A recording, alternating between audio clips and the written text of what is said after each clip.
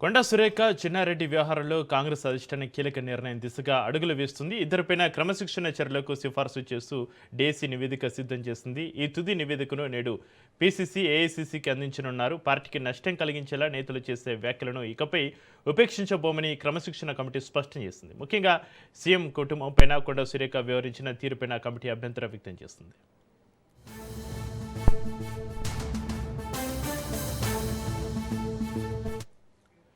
తన కుమార్తె సుస్మిత చేసిన వ్యాఖ్యలతో తనకి ఎలాంటి సంబంధం లేదని కొండా సురేఖ ఇచ్చిన వివరణను కూడా క్రమశిక్షణ కమిటీ తిరస్కరించింది. ఎన్నిసార్లు చెప్పినా కొండా సురేఖ తన వైఖరిని మార్చుకోవడం లేదని డేసీ అభిప్రాయపడింది.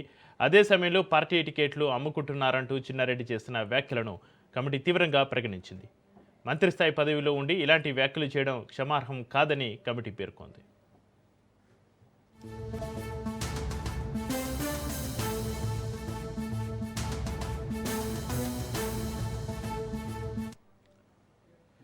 వ్యక్తుల కంటే పార్టీ క్రమశిక్షణే ముఖ్యమని, లైన్ దాటిన నేతలను ఉపేక్షిస్తే అది చివరికి పార్టీకి నష్టమేనని కమిటీ స్పష్టం చేసింది. మరి తుది నివేదిక ఆధారంగా కొండా సురేఖ చిన్నారెడ్డిపైన అధిష్టానం ఎలాంటి చర్యలు తీసుకోబోతుందనేది హాట్ టాపిక్గా మారింది.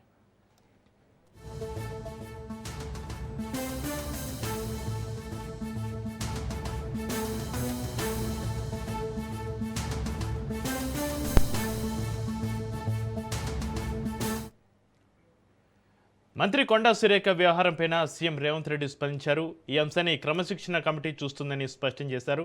అధిష్టానం తీసుకునే నిర్ణయానికి ప్రతి ఒక్కరు కూడా కట్టుబడి ఉండాల్సిందేనని సీఎం తెలిపారు. పార్టీ అంతర్గత వ్యవహారాలపైన తాను మాట్లాడబోనని రేవంత్ రెడ్డి స్పష్టం చేశారు. ఊహాజనిత కథనాలకు తావివ్వొద్దని, ఈ విషయంలో ఏఐసీసీ తీసుకునే నిర్ణయమే తుది నిర్ణయమని వెల్లడించారు.